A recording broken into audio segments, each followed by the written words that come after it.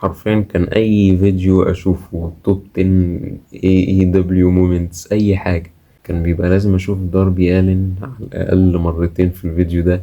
ومش بيعمل سبوت عادي، مش زي باقي المصارعين مع ان كلهم مجانين يعني في الاي اي دبليو، بس سبوتات داربي الين كانت دايما تبقى مجنونه ومختلفه عن باقي المصارعين. ومش بس مجنونه، بعض الاحيان كمان صعب ان انت تشوفها من كتر الجنون اللي فيها او العنف او الاذى، اكتر كمان من جيف هاردي، اكتر من اي حد. تحسه فعلا بيعرض حياته للخطر. ومن اول نظرة كده، من اول انطباع ليا عنه، قلت مين الشاذ ابن المجنونة ده؟ وده يقولك ان انت متحكمش على كتاب من غلافه. يعني هو طلع ابن مجنونة بس ما طلعش شاذ ولا حاجة. هو الراجل كان متجوز وزي الفل يعني. المهم ان انا قلت لأ، في حاجة غلط، في مشكلة، في حاجة في دماغه. هل هو مثلا مريض نفسي؟ فلقيت فيديو اللي اي دبليو منزلاه من اوائل الفيديوهات، بيقولك مين هو داربي آلين. في الفيديو ده بيحكي قصة ليه وهو عنده 5 سنين، ان عمه جه ياخده، جه يوديه البيت يعني، ما قالش من فين بالظبط. وكان سكران تمام، فعمل حادثة وعمه مات وهو اللي نجا من الحادثة دي. فمن ساعتها بقى وهو حاسس ان ايه، نص منه مات واحترامه للناس مات والكلام ده كله. وبيتكلم كمان على الحاجات المجنونة اللي هو بيعملها، سواء بقى بالسكيت بورد او بنفسه كده، الستانتس اللي هو بيعملها. ايه هي الستانت؟ عارف انت لما الممثل يجيب واحد شبهه عشان يعمل الحركة الخطيرة؟ عارف انت الحركة الخطيرة دي بقى هو بيعملها بنفسه. المهم بعد ما سمعت الفيديو ده قلت برضو اللي هو انا ما فهمتش بالظبط. هل انت بتعمل كده مثلا؟ هل انت زعلان على عمك اللي مات ده؟ هل انت زعلان على نفسك مثلا؟ ما فهمتش بالظبط. حتى لو ان هي قصة حقيقية يعني، طلع مجرد برومو. بس بعد البرومو ده حبيت ان انا اعرف عنه اكتر. بصيت عنده في الانستجرام، لقيته بيعمل حاجات اخطر. لقيته بيعمل كده فور فن من الاخر يعني، يولع في كنبة بقى ويربطها في عربية وحاجات حاجات ملعونة كده. هو ايه، هو واخد بالك، هو معفرط كده. داربي آلين اسمه الحقيقي صامويل راتش، اتولد 7 يناير 1993 في واشنطن العاصمة، بالتحديد مدينة اسمها سياتل. There's something about Arizona that like I was born in Arizona. في عيلة فقيرة، وبالنسبة لعيلة أمريكية مظنش إن عيلته كانت بالسوء ده يعني. وغير إن هو بيحبهم، وفي مدينة اتقالهم فيها إن محدش هيوصل لحاجة. بيقول إن هو بعد المدرسة كان بيطلع فوق حاجات كده وينط. فده كون له زي مجموعة من الجماهير يعني، بصوا الواد العبيط ده هيطلع وينط، واخد بالك. وهو كان بيحب طبعا الاتنشن ده، كان بيحب الاهتمام اللي بيجيله من الموضوع ده، كان بيديله ثقة في نفسه. كان بيحب المصارعة طبعا، كان بيحب مصارعين زي جيف هاردي وميك فولي. بس ملاحظ ان هو كان بيحب السكيت بوردينج اكتر من المصارعة. وهو الحقيقة بيمثل فئة كبيرة من الامريكان البيض، خصوصا ان انت مثلا تفتكر ان هو بيعمل الحركة عشان هي حركة كول مثلا. هو بيعمل الحركة عشان الحركة. ده جزء كبير من الموضوع. بس اللي اتضح لي وهي حاجة تزعل جدا، ان هو فعلا ان هو ساعات بيعمل الحركة عشان عايز يقع. وانا مش غبي اكيد، انا عارف الفرق يعني بين اللي عايز يعمل الحركة ومش فارقة معاه يقع، وبين اللي عايز يقع. ده عايز يقع، انا متأكد من الموضوع ده. فعشان يبني ثقة في نفسه، يتشهر، يوصل لحاجة، قولها زي ما تقولها، ما كانش عنده أي مانع. بيقول يريسك تقول يعني، هنا قصده حياته، يريسك حياته عشان يوصل لحاجة في الآخر. فبجد شفت له فيديوهات وهو تين ايجر بيعمل الحركات المجنونة دي بالسكيت، بينط من أماكن عالية. وغير كده هو كان بيستمتع بالحاجة دي، بيستمتع إن هو لما يقع مثلا، بيستمتع مثلا فعاليات إن هو يولع في أصحابه مثلا، فعالية جميلة جدا. يولع في نفسه. بس كل واحد فينا أكيد كان عنده صاحب مهايبر، يلا يا عم نولع في حاجة، يلا نتسلق نتشالب في الهوا، يلا نطلع في السلم ده، واخد بالك، صاحبك المهايبر. بس ده على كبير بقى. اتخرج من الثانوي كان وزنه 118 باوند. يعني تخيل، مش عارف كام كيلو هطلعها لكم هنا. فكان عنده سوء تغذية، خلاص لسه متخرج من الثانوي. أبوه قال له إيه يا ابني هتعمل إيه؟ قال له والله يا بابا أنا عايز أبقى مصارع. واللي عجبني إن هو علاقته حلوة في أبوه يعني دي معجزة في أمريكا، واحد علاقته حلوة بأبوه، أنت متخيل؟ المهم أبوه قال له إيه، رزمن كده وخليك منطقي، شوف حاجة تانية غيرها دي مش هتناسبك. فقال خلاص طالما هو كان بيحب يصور نفسه وهو بيسكيت، فقال هيخش جامعة إخراج أو جامعة تصوير اللي هو فيلم سكول من الآخر. فدخل فيلم سكول فعلا في أريزونا، بس ما مشيش فيها لأن هو اتخنق بعد ما لقى إن فيها قوانين كتير واعمل كده وما تعملش كده.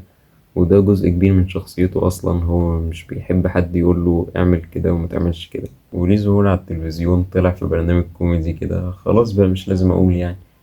يا عم خلاص بقى مش لازم أقول إن هما وكأنهم يعني كانوا بيعملوا واحد في مكان كان فيه خلية نحل، فزعجوا النحل ده فإيه فطلع عليهم.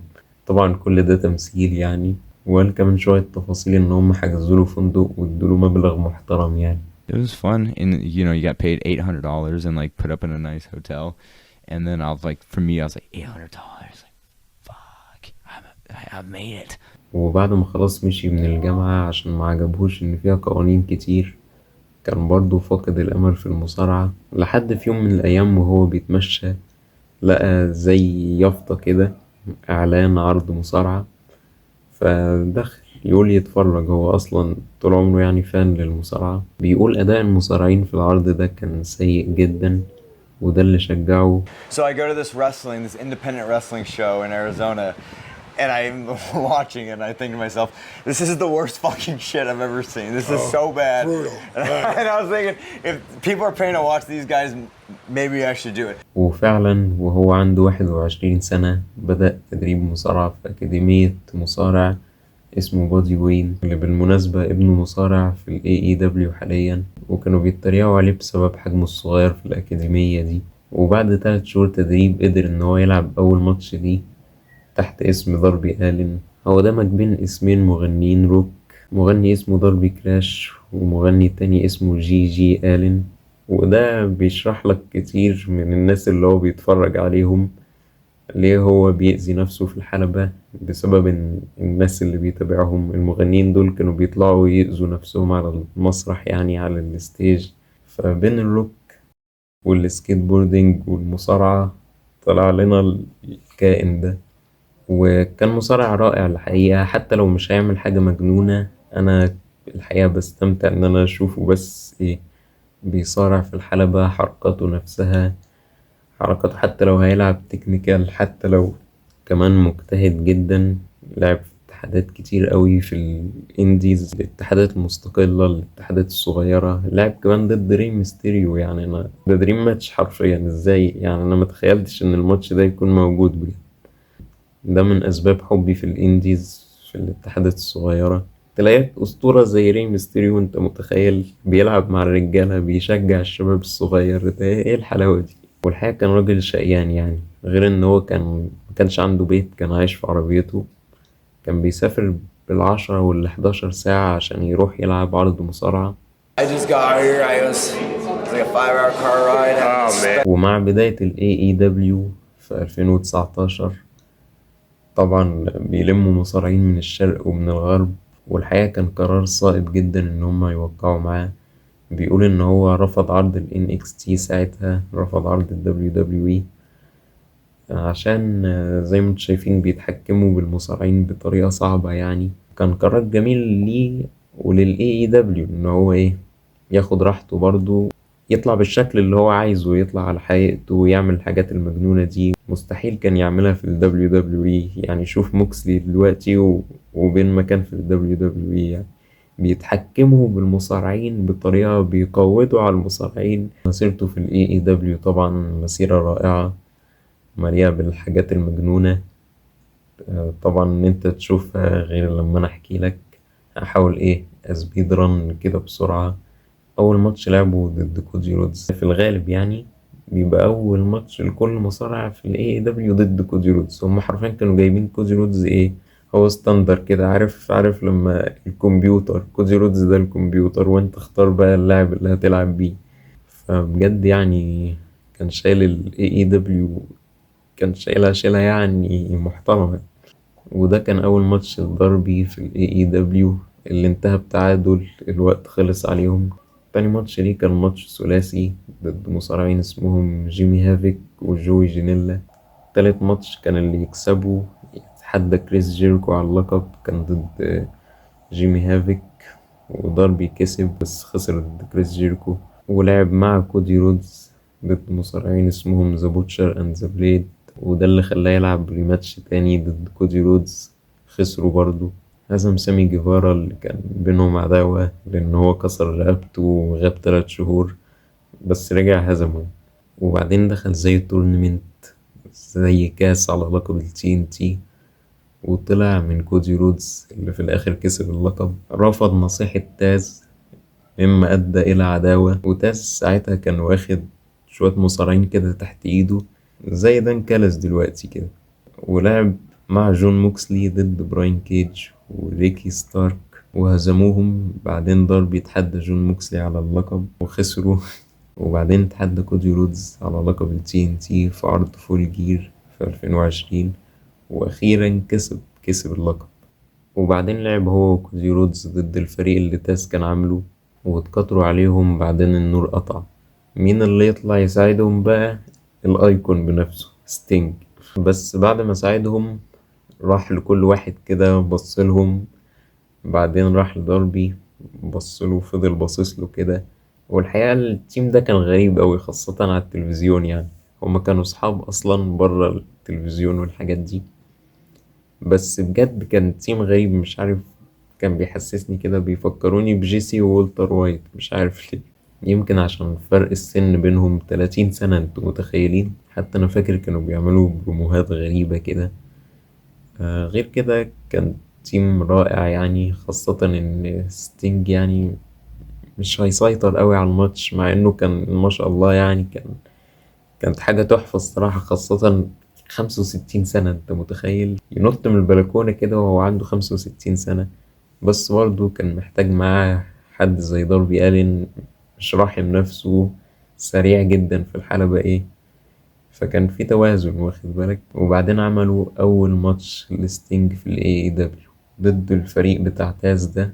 هما اللي كسبوا في الآخر، بس الماتش ما كانش ماتش بجد، كان ماتش سينمائي زي آخر ماتش الأندرتيكر كده ضد AJ ستايلز. الفترة دي بقى ده اللي احنا شايفينه، اللي كان بيحصل بجد. داربي كان مصاحب ستينج، كان بيروح عنده البيت يتدربوا مع بعض، وقال له انت لسه فيك النفس يا عم، يعني انا شايف ان الموضوع مش هيقف عند ماتش سينمائي، لا تعالى بقى نلعب ماتشات عادية وقدام الجماهير عادي. ستينج قال له ماشي، وفعلا عملوها. مسيرة ستينج كلها في فيديو 8 ساعات تقريبا، مش كلها يعني، بس أبرز الحاجات ومعظمها. لعبوا ماتشات كتيرة، أبرزهم مع CM بانك ضد MJF و FTR، ولعبوا برضو مع ايدج ضد الفريق بتاع كريستين كيج. وبجد بص الفخامة يعني، ده ايه ده. وكسبوا لقب التاج تيم ضد بيج بيل وريكي ستارك، عشان بعد كده اليونج باكس يدخلوا عليهم ويبوظوا فرحتهم، تجهيزا لماتش ستينج الاعتزالي اللي كان رائع. وكان فيه لو مش اكتر سبوت مجنونة لداربي ألين، واحدة من اكتر السبوتات المجنونة في المصارعة كلها. طلع على السلم، نزل على ازاز حقيقي بالمناسبة، غير الازاز اللي بيستعملوه في الباك يارد يعني، وفي المصارعة من النوع ده خصوصا. فطبعا دخل في ظهره، بيقول قعد بتاع اسبوعين يطلع ازاز من نفسه يعني. كان ممكن يتصف، كان ممكن تبقى حاجة يعني بجد، يعني كان ممكن تبقى حاجة خطيرة بجد. بس ربنا سترها عليه. يمكن يتعظ، يمكن يهدى على نفسه شوية، برضه مش راضي يهدى على نفسه. بس ماتش ستينج الاعتزالي الحقيقة مستحيل كان يبقى أحسن من كده. بعد اعتزال ستينج طلع في برومو، أنا فاكر قال اللي بعد كده بالنسبة لي، يعني بالنسبة لداربي، قال حط اللقب على الأرض. قال أنا كان ممكن أجيب يعني واحد مكان ستينج وكده، يفضل معاه اللقب، بس محدش هيبدل الأيكون الأسطورة. فحط اللقب على الأرض، قال مبروك على التيم اللي هياخدوه بعدنا يعني، وقال إن هو هيكسر الدنيا يعني كمصارع سنجل، وده فعلا اللي حصل. غير كده كمان قال إن هو هيتسلق جبل إيفرست، أعلى قمة جبل في العالم، وفعلا عملها.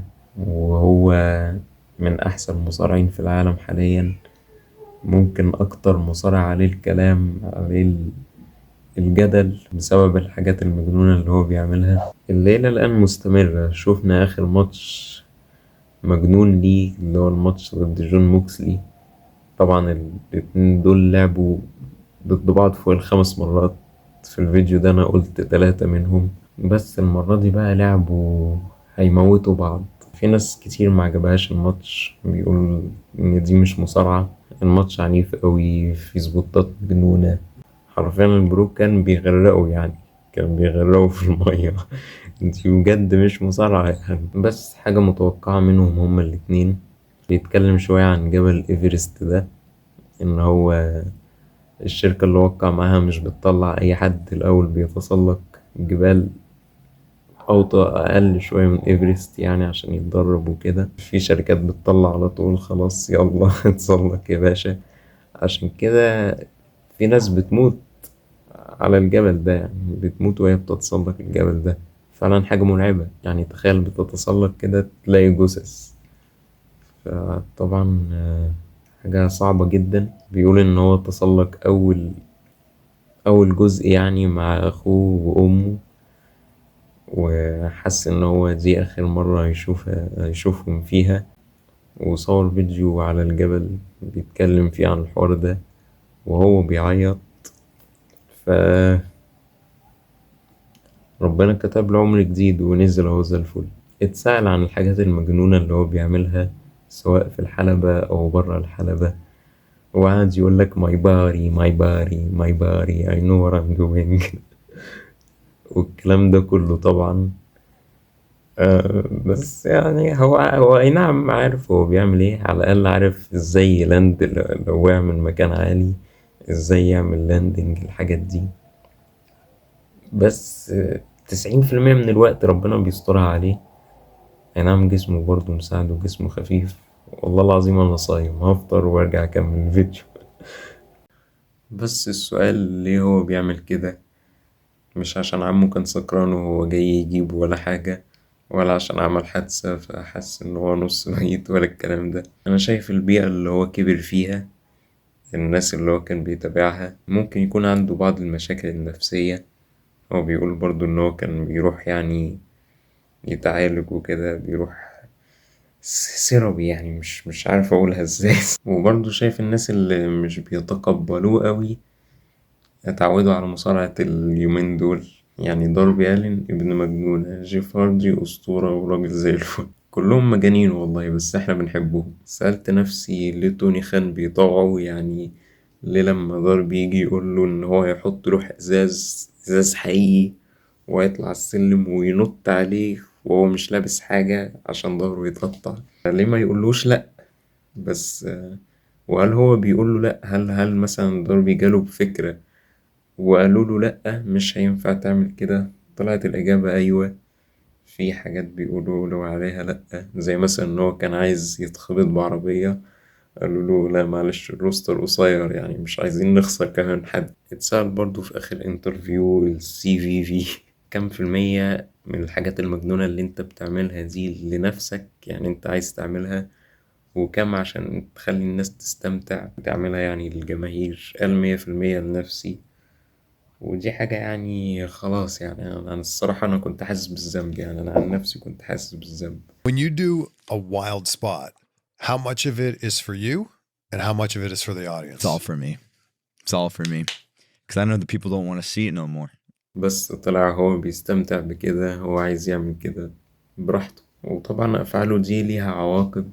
بالنسبة للحاجات المجنونة اللي هو بيعملها، إصاباته قليلة جدا. كم مرة يعني كسر عظم، كسر رجله مرتين، وكسر دراعه مرة. ومن أخطر إصاباته إصابة أيام الإنديز، كان جاله نزيف في الدماغ، لو مكانش راح المستشفى كان هيموت. آخر إصابة ليه كان ما كانش حاجة مجنونة يعني، كان ماتش ريتمه سريع شوية ضد كيفن نايت في الكونتيننتال كلاسيك آخر واحد ده، ودخل المستشفى وريح شوية. بس أنا من رأيي يهدى على نفسه. هيجي وقت ويهدى على نفسه. أتمنى إنه يكون قبل ما يعتزل، أو مثلا يتصاب إصابة كبيرة. وأتمنى إنه هو برضو قبل ما يعتزل يكسب لقب ال AEW. من أحسن المصارعين أداء على الحلبة، حتى على المايك بيبقى دايما على المايك في حاجة جديدة يقولها، حتى في الانترفيو مش بيكرر نفس القصة يعني. ده غير إن هو مش بيتعاطى حاجة يعني، كل ده ومش بيتعاطى حاجة. Anybody that ever knew me knew I snorted coke before my matches. How in the fuck you think I was going up 30 feet and diving off shit? Because it was I just felt like doing it? Come on now.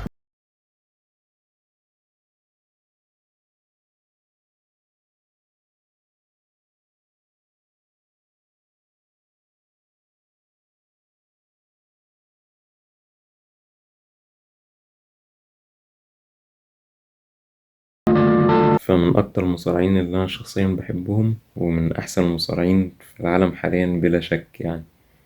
بس برضه يخف على نفسه عشان يعني إيه، عشان ما يوحشناش. وحاجة كمان يا شباب، يعني أنا آسف جدا على القطعة الكبيرة دي. طبعا في 2 بحالهم سألوا عليا، هتقولولي 2 بس؟ لا مش 2 بس، 2 رجالة، 2 رجالة محترمين. انت متخيل يعني الموضوع يعني لي قد ايه؟ من 7 شهور يخش على الفيديو شايفه من 7 شهور عشان يسأل على الواد فاروق. يا خبر ابيض يعني، والله العظيم ما على دماغي. وآسف تاني على القطعة دي، هحاول ما اقطعش قطعة قليلة الأدب زيها، بس ما وعدكمش يعني.